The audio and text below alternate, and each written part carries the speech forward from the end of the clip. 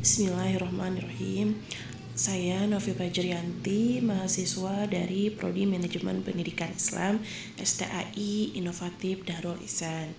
Dibuatnya video ini untuk memenuhi salah satu syarat UAS saya dengan mata kuliah Ulumul Quran. Dan di sini saya akan sedikit memaparkan tentang tafsir Israiliyat. Pengertian tafsir Israiliyat. Israiliyat berasal dari kata Israel atau sebagai julukan Nabi Yakub alaihi salam. Tafsir Israiliyat adalah riwayat-riwayat yang berasal dari Ahlul Kitab atau dari kaum Yahudi dan Nasrani yang masuk dalam penafsiran Al-Quran. Riwayat Israiliyat ini adalah cerita atau dongeng masa lalu yang bersumber dari pemeluk agama terdahulu. Di sini ada munculnya Israiliyat dan sumber tafsir. Munculnya Israiliyat yaitu interaksi umat Islam dengan Ahlul Kitab dan masuknya Islam sebagai ulama Yahudi dan Nasrani. Kebutuhan penjelasan kisah-kisah global dalam Al-Quran dan minimnya penjelasan detail sebagian ayat kisah. Dan di sini juga ada sumber tafsir Israiliyat, yaitu sumber-sumber tafsir Israiliyat bisa dilihat dari adanya kitab Taurat, kitab Injil, tradisi lisan Ahlul Kitab. Ada tokoh-tokoh perawi Israiliyat seperti 1. Ka'ab al-Ahbar, 2. yaitu Wah bin Munabbih, 3. yaitu Abdullah bin Salam.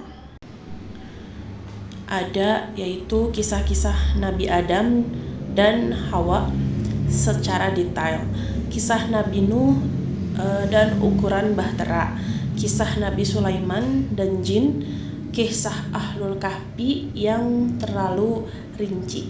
Detail-detail ini tidak disebutkan secara jelas dalam Al-Quran. Pembagian tafsir Israiliyat ada 3. Yang pertama yaitu Israiliyat yang sesuai dengan Al-Quran dan Sunnah. Boleh diriwayatkan bila riwayatnya telah diketahui dan disahihkan dari Nabi Muhammad sallallahu alaihi wasallam. Yang kedua yaitu Israiliyat yang bertentangan dengan Al-Quran dan Sunnah. Tidak boleh diriwayatkan atau dihujahkan bila kebohongannya sudah masyhur dan bertentangan dengan kacamata syariat. Dan yang ketiga yaitu Israiliyat tidak diketahui kebenaran atau kebatilannya. Dan lanjut di sini ada Israiliyat yang diterima. Israiliyat yang diterima yaitu sesuai dengan Al-Quran dan hadis sahih, tidak bertentangan dengan kaidah Islam, boleh diriwayatkan sebagai pelengkap. Contohnya ada kisah-kisah Nabi yang selaras dengan Al-Quran. Dan ada juga Israiliyat yang ditolak, yaitu yang bertentangan dengan Al-Quran, bertentangan dengan hadis, atau merusak kaidah. Contohnya ada tuduhan dosa besar kepada para nabi dan kisah yang menisbatkan sifat tercela kepada Allah Subhanahu wa taala. Dan ada juga Israiliyat yang didiamkan.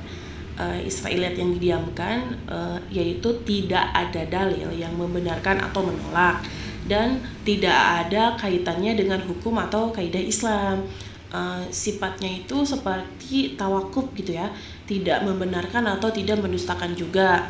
Ada yang berdasarkan hadis yang berbunyi jangan kalian benarkan Ahlul Kitab dan juga jangan pula mendustakan mereka.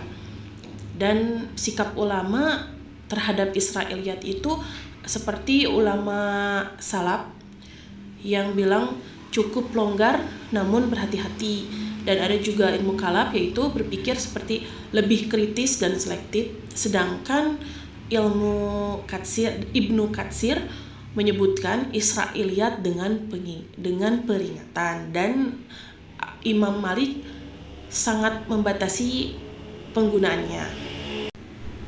Dampak tafsir Israiliyat ada positif dan ada negatifnya. Positifnya yaitu membantu pemahaman kita tentang kisah secara umum dan penambahan wawasan sejarah. Sedangkan negatifnya yaitu potensi penyimpangan akidah, 2, menimbulkan khurafat dan dongeng pengaburan makna Al-Quran. Baik, dari kesimpulannya, tafsir Israiliyat berasal dari ahlul kitab. Tidak semua ahlul kitab dapat diterima. Sikap yang tepat adalah selektif dan kritis. Al-Quran dan Sunnah tetap menjadi rujukan utama para umat Islam. Jadi tidak ada larangan ya dari para ulama untuk menggunakan riwayat ini selama digunakan dengan bijaksana dan sesuai dengan ajaran Islam. Tidak akan ada masalah jika riwayat Israiliyat digunakan dalam tafsir sejarah Islam. Tidak hanya diperbolehkan, tetapi didukung oleh Al-Quran dan hadis Nabi dan amalan para sahabat. Para sahabat juga mereka tidak menolak riwayat ini karena bertentangan dengan ilmu pengetahuan modern atau merendahkan para nabi. Penolakan tersebut mungkin didasarkan dari pemahaman yang tepat. Riwayat Israiliyat seringkali memberikan wawasan mengenai seperti penciptaan alam semesta yang bisa jadi benar, meskipun dalam pemahaman ini sepenuhnya oleh ilmu pengetahuan saat ini. Al-Quran menyebutkan berkali-kali tentang kerajaan langit dan bumi, dan Israiliyat memberikan rincian tambahan yang dapat memperkaya pemahaman kita mengenai hal tersebut. Dengan demikian, riwayat Israiliyat tetap relevan dan bermanfaat dalam konteks tafsir sejarah dan pemahaman mengenai penciptaan alam semesta.